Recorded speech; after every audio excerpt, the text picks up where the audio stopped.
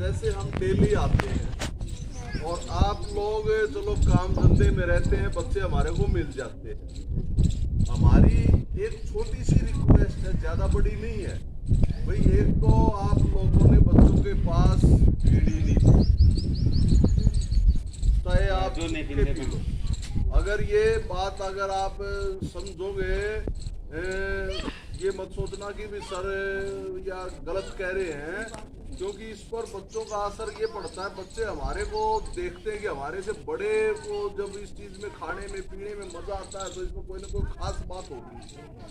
तो बच्चे जो है ना बड़े का अनुसरण करते हैं। अगर हम टीचर हैं, अगर हमारे को भी कोई बीड़ी पीते या कोई गलत काम करते देखेगा तो बच्चे भी उसमें टेस्ट मानेंगे कि कोई ना कोई तो इसमें बढ़िया टेस्ट आता होगा, तभी ऐसा ही काम हम करें।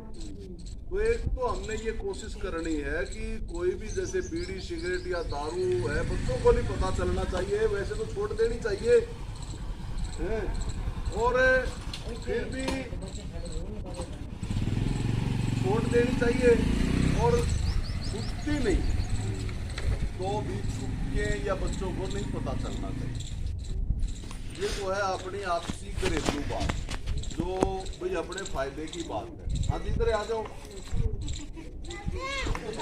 और दूसरी बात ये है, क्योंकि अभी छोटे छोटे काम बच्चों को एक ही दिन में स्कूल वाले सारी रूल और सारी बातें अगर हम इन पर थोपेंगे ना तो कल न हमारे पास बच्चे नहीं बैठे पाएंगे। हम भी ये चाहते हैं कि धीरे धीरे जैसे शुरू वाले दिन भाई नमस्ते करने हैं, गुड मॉर्निंग बोलना है, पैर छूने हैं या भाई आपस में मिलना है, बैठना है, ये भाई टाट कर साफ सफाई जरूरी है, ये बातें होगी। अब अपनी ये है कि जब हम आते हैं जो भी बच्चा, देखो ना बच्चों आप भी ध्यान से सुन लो, शरारत नहीं, आप भी ध्यान से सुन लो। जो बच्चा सुबह नहाएगा ना, नहा करके ड्रेस की कोई बात नहीं है, ड्रेस जो अपने पास है वही डाल ले। कोई ये नहीं है कि फिर आप कहोगे भाई हमारी ड्रेस ले आकर तो ये करो। नहाना जरूरी है, ठीक है, कंघी कर लो।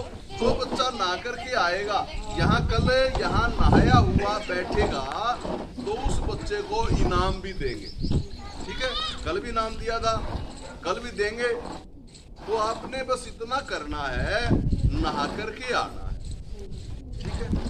अब आपने कई बार बात हुई है, एक मैं कहानी सुनाता हूँ। कहानी तो है पुरानी, आप सारे जानो हो, लेकिन कई बार वो हमारे मन में भी आ जाती है वो बात। फर्ज की, फर्ज जो होता है ना, फर्ज, चाहे वो टीचर का फर्ज है, चाहे वो माँ बाप का फर्ज है, चाहे वो एक समाज में अच्छे आदमी का फर्ज है। एक बार जैसे कहानी पुरानी है, लेकिन पुरानी कहानी कोई नहीं होती, उसको हमने वो चीजें महापुरुषों की बातें हैं या कोई साधु संतों की बातें, बताई हुई बातें हमारे को बार बार वो याद आ जाती है, जैसा उस तरह का माहौल बनता तब। अब हमारे देश में जैसे कोरोना काल चला हुआ है, सबको पता है कि मजबूरी है स्कूल लगाना, सरकार की भी मजबूरी है कि उन्होंने भी कुछ सोच समझ के स्कूलों को बंद कर रखा है। एक बार एक जंगल में बहुत से यानी पक्षी, जानवर, पशु, शेर, चीता, हाथी, मोर, तीतर यानी रहते थे। और सारे दी तो बने हैं। तो आपको पता ही है जंगल में खूब फूल फल मजे से, मतलब वो जो पशु पक्षी जो भी थे वहां रहते थे वो मजे से खाते थे, वहां पूरा आनंद लेते थे। एक बार उस जंगल में आग लग गई, जंगल में आग लग गई। तो आग लग गई तो सारे जान बचाने के चक्कर में वहां उस जंगल को छोड़ के भागना ही था। सभी को पता है कि भाई अगर उस आग में हम नहीं भागेंगे, नहीं उड़ेंगे, नहीं भागेंगे तो जल के मर जाएंगे। तो सभी जो है जल के यानी डर के भाग गए। फिर उसके बाद क्या हुआ कि एक छोटी सी चिड़िया और चिड़ा, यानी उन्होंने सोचा कि इतने सालों से हमने इसके इन पेड़ों पर रहे हैं, यहाँ फल खाए हैं, इस जंगल का आनंद लिया है, तो हमने थोड़ा सा तो प्रयास करना चाहिए। तो उन्होंने क्या सोचा कि एक गड्ढे में से पानी चोंच में भर के ऐसे जिस तरह चोंच भाई उस आग में ऐसे करने लगे। वहां से चोंच भरते, चोंच से ऐसे पानी का छिड़काव करते, यानी एक एक बूंद से हम सभी मानते हैं कि ऐसे तो आग बुझ ही नहीं सकती, इतनी खतरनाक जो आग है वो बुझ नहीं सकती। लेकिन उन्होंने प्रयास किया कि शायद उनको देख के दूसरे भी लग जाते तो शायद वो प्रयास उनका सफल भी हो जाता है। लेकिन उनकी लोग हंसी उड़ाने लगे। लोग का मतलब जो पशु पक्षी वहां देख रहे थे वो हंसी उड़ाने लगे। वो उनको कहने लगे कि छोटी सी चिड़िया और चिड़ा ये इस जंगल को कैसे आग को बुझा सकते हैं, ये जल के मरेंगे।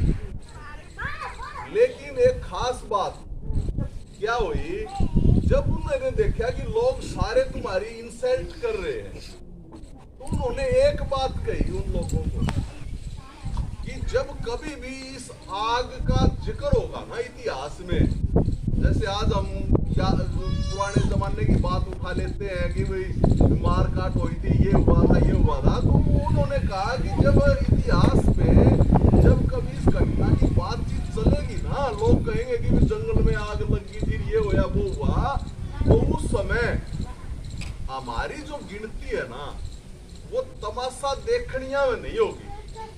भाई लोग ये कहेंगे कि हमारी गिनती आग बुझाने वालों में होगी कि वे एक चिड़ा और चिड़िया थे और उन्होंने भी प्रयास करा। और जो लोग प्रयास नहीं कर रहे वो तमाशा देखनिया में गिनती होगी। तमाशा देखनिया को तो आप मानते ही भाई वो घटिया ही मानते हैं लोग उनको। भाई तमाशा देखनिया जो होता है वो घटिया किस्म का होता है, चाहे वो टीचर हो, चाहे वो समाज में हो, चाहे वो माँ बाप हो, कोई भी हो।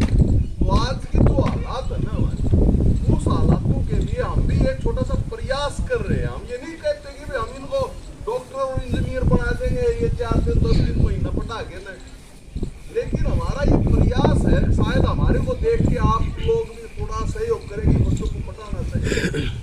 और हमारा भी क्या पता प्रयास ये बच्चों का इतना लगाव, इतना प्यार और इतना काम ये करते रहेंगे तो क्या पता ये डॉक्टर इंजीनियर वाली बात भी बन जाएगी, ठीक है ना। तो इसी पढ़ाई से हम बहुत कुछ कर सकते हैं।